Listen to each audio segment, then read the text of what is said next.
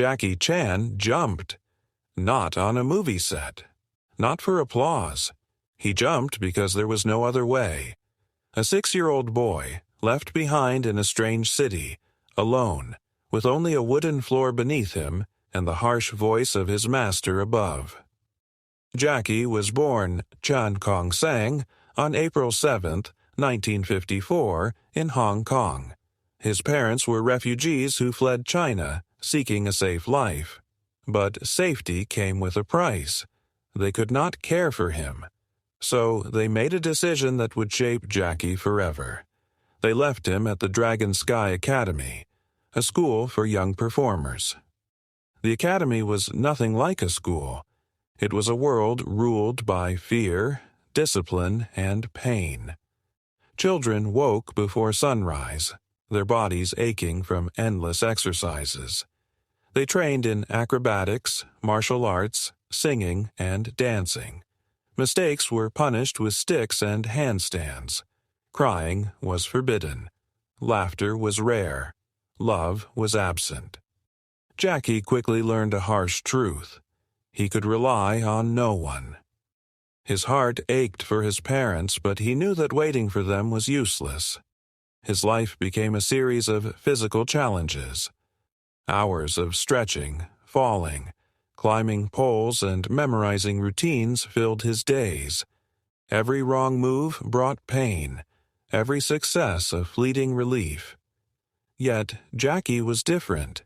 He did not simply survive. He observed, he calculated, he adapted. He became the fastest learner, the strongest jumper, the boy who could endure more than anyone else. But his heart still ached for his family. He dreamed of seeing them again, yet he also dreamed of escaping the limits of the academy. In the academy, Jackie met other boys who would become his brothers. They called themselves the 7 Little Fortunes. Each was talented, each disciplined, each forced into the same relentless life. Together, they performed in the streets, in small theaters, and on television. Jackie quickly became the leader. His natural talent combined with his relentless determination made him stand out. Every performance was a test. He jumped through rings of fire, fell from balconies, and rolled down stairs, all for applause and survival. Pain was constant, but Jackie learned to smile through it. Even as a child, he knew the secret that would guide him for the rest of his life. If you survive the pain, you can turn it into power.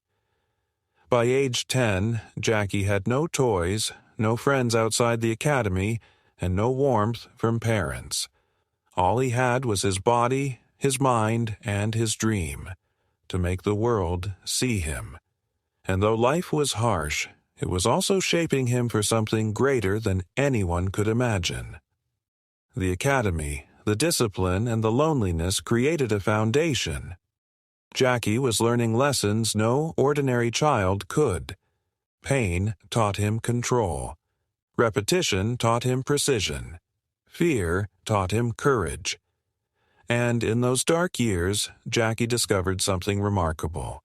He could survive anything. But survival was just the beginning. The world outside the academy was waiting, and it would demand more than pain and endurance. Jackie would soon step into a life that no training could fully prepare him for. A life filled with danger, fame, and challenges that would test not just his body, but his spirit.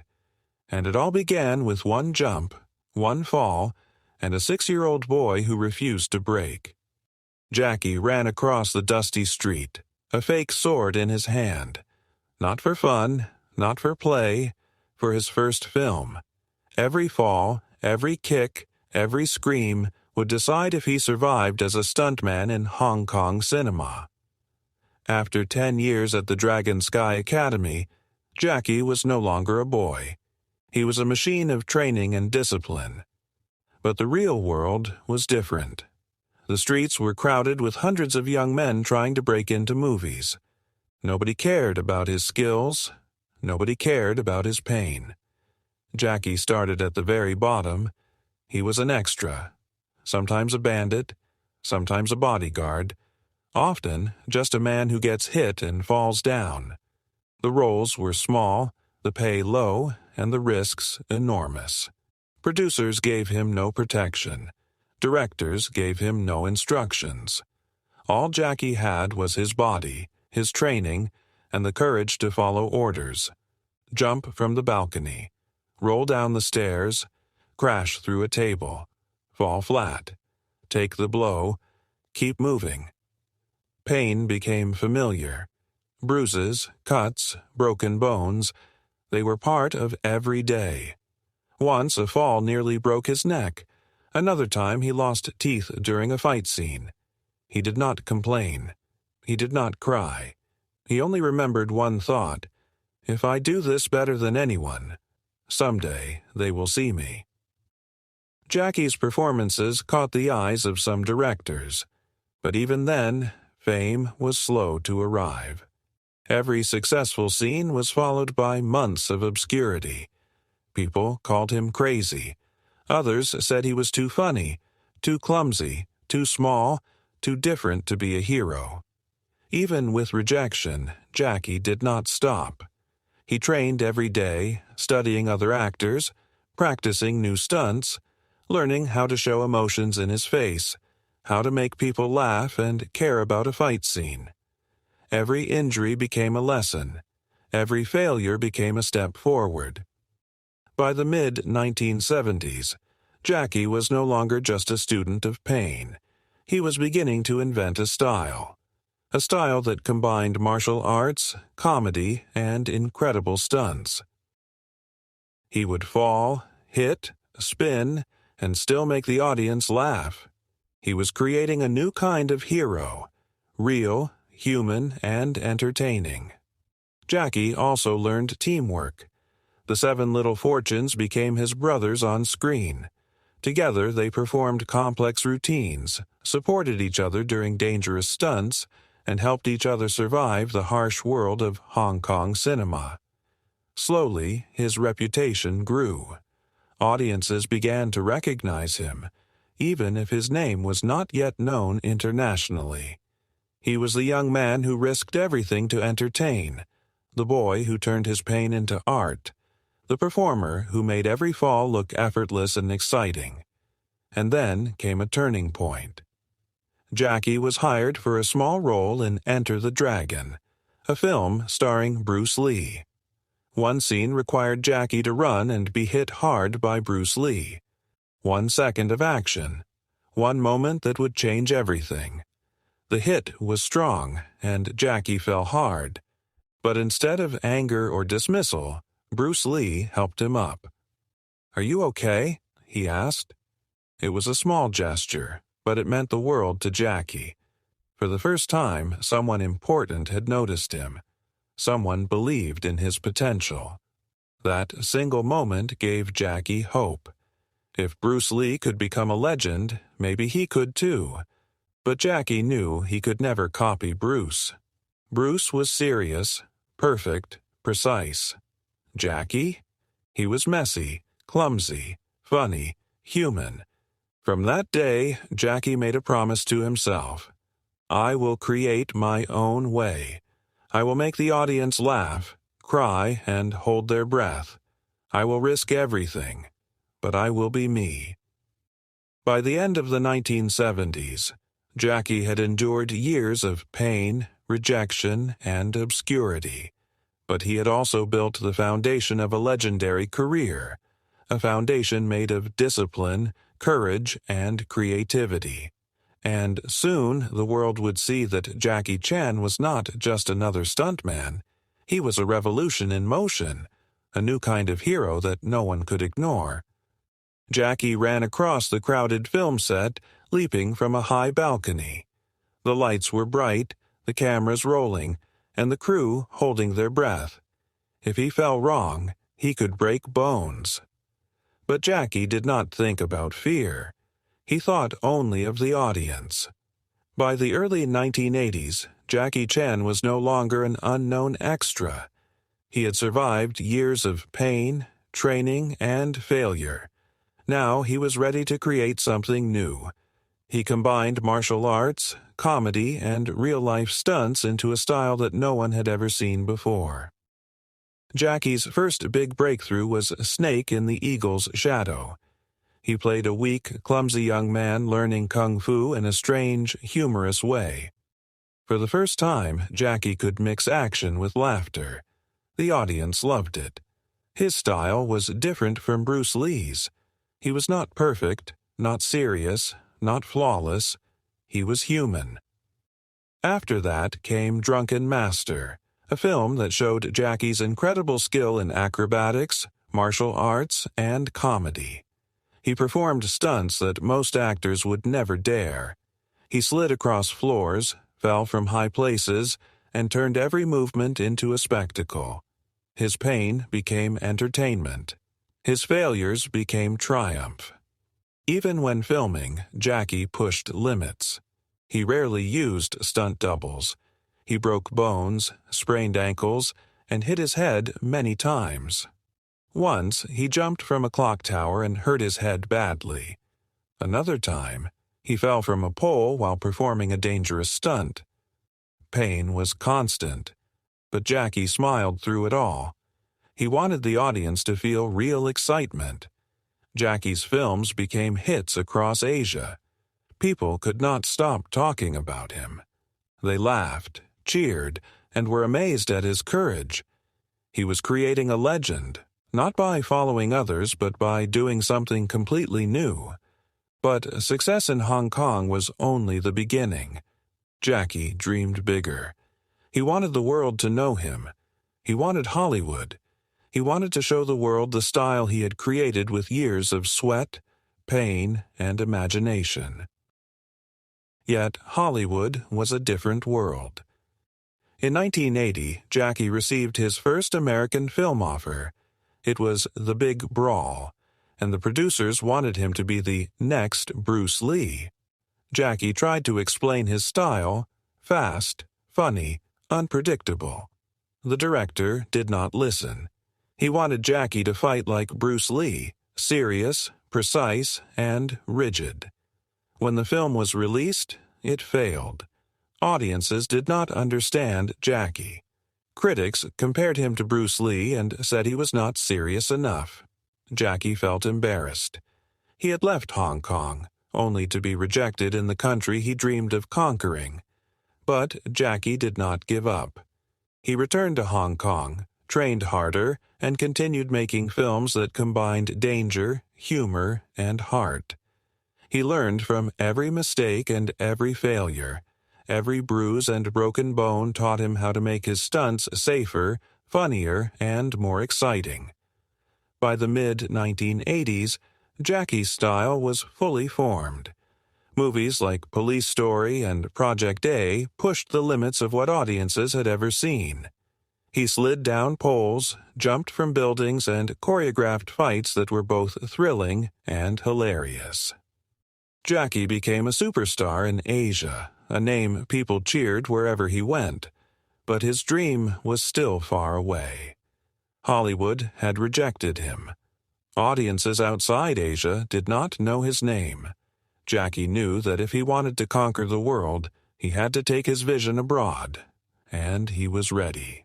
Jackie ran across the Hollywood set, sweat on his forehead, muscles tense, ready for another take. The director shouted, "Again! Hit him harder!" Jackie jumped, twisted in the air, and crashed onto the floor. Pain burned his body. But this time, it was not Hong Kong. It was Hollywood, the dream and the challenge he had waited for.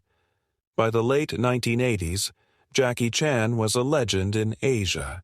He had created a style that combined martial arts, comedy, and daring stunts, and audiences loved him.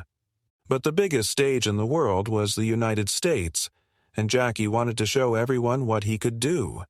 His first American movie was The Big Brawl. The producers had seen his Hong Kong films and thought he could be the next Bruce Lee. But Jackie was not Bruce Lee. He was Jackie Chan, messy, funny, clever, and brave. He tried to explain his style. He wanted fights to be fast, surprising, and humorous. But the director only wanted serious action, like Bruce Lee. The movie flopped. Jackie felt frustrated, rejected, and misunderstood. He had left Hong Kong only to be laughed at in Hollywood. Yet Jackie did not give up. He knew that if he wanted to succeed, he had to stay true to himself. He returned to Hong Kong and worked harder than ever. He made films where he had full control, directing, choreographing, and performing every stunt himself. Movies like Police Story, Project A, and Armor of God pushed him to the limits. He slid down poles covered with lights, jumped from clock towers, cracked his skull, and broke bones, but always smiled for the camera. Jackie's films became famous across Asia, Europe, and parts of South America. Slowly, the West began to notice. Audiences saw a man risking his life for real stunts, not CGI or doubles. They asked, "Who is this guy? Why does he do these stunts himself?" Jackie had created a unique style, real, human, and entertaining. Finally, Hollywood came back to him, but this time it was different. Producers did not want to change him. They wanted Jackie as he was, daring, funny, and unpredictable. In 1998, Jackie starred in Rush Hour alongside Chris Tucker. This was the moment he had waited for decades. The movie was a huge success. Audiences worldwide laughed, cheered, and admired Jackie's courage. He was no longer just the Asian superstar. He was a global icon. His combination of humor, martial arts, and real stunts made him unforgettable. But with fame came reflection. Jackie realized that while he had built a career that amazed the world, there were parts of his life he had neglected, especially his family. He had given everything to his career, pain, discipline, effort, but at a cost. Jackie remembered his son, J.C. Chan, born in 1982. At the time, Jackie was working non-stop, traveling between countries, performing dangerous stunts. He wanted to give J.C. a better future, but he missed being there as a father. His son grew up feeling unseen, and Jackie's regret would follow him for years. Even as the world cheered, Jackie's heart carried guilt. Fame could not replace presence. Success could not replace love. And he knew that to truly live, he needed to find balance between achievement and family, action and reflection, pain and happiness. Jackie Chan had conquered Asia. He had conquered Hollywood. But the hardest challenge, the one that no stunt could prepare him for, was learning how to be a father, a husband, and a man at peace with his life. And that journey, full of emotion, mistakes, and lessons, would define the next chapter of his life. Jackie slammed the door of his mansion exhausted, but not from filming. He was tired of missed moments, of years gone by without being there. Another press interview ended. Fans cheered, cameras flashed, but inside, Jackie felt a deep emptiness. From Hong Kong to Hollywood, everyone knew his name. Movies, awards, money, fans, he had it all.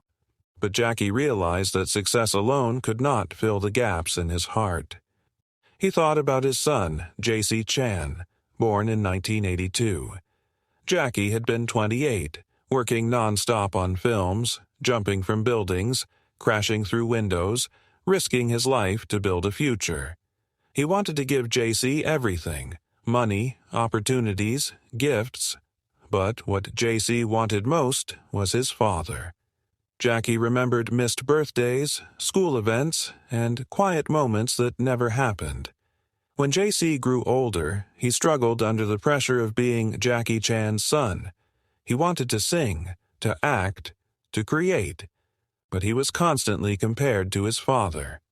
Every step he took was watched, judged, and expected to be perfect. The truth hit Jackie hard. He had learned discipline and courage from his master, but he forgot that his son needed love, patience, and guidance, not just wealth or fame.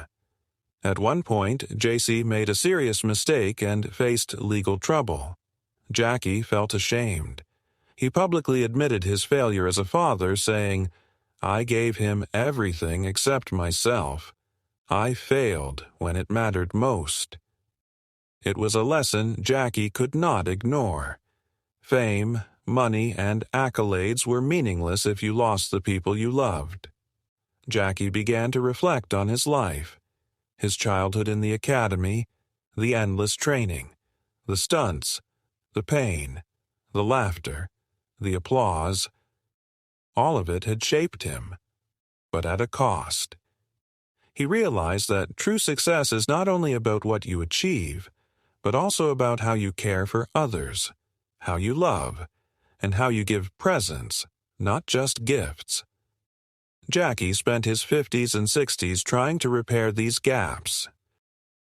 He spent more time with JC, teaching him not martial arts, but life lessons, patience, respect, courage, and honesty. Jackie also focused on mentoring young performers. He shared not only his skills but also his experiences, the dangers, the failures, and the importance of staying true to oneself. He showed that life, like martial arts, is about balance, strength and humility, laughter and seriousness, discipline and freedom. And yet, Jackie never stopped performing. He continued to act, to direct, to jump, to fall, and to smile. Every film, every stunt reminded him of the journey that started in a harsh academy with no love, no toys, and no parents to watch him grow. Pain had become his teacher. Courage had become his guide. And now, love and reflection became his ultimate strength. Jackie Chan's story is more than action, stunts, or comedy. It is about surviving hardship, following your dreams, and learning from your mistakes. From a child abandoned in Hong Kong, to a superstar in Asia, to a global icon in Hollywood, Jackie learned that success without heart is empty, but success with heart is eternal. He looked back at his life and finally smiled, not because of fame or money, but because he understood the most important lesson. To live fully, you must face pain, embrace courage, and never forget the people who matter most.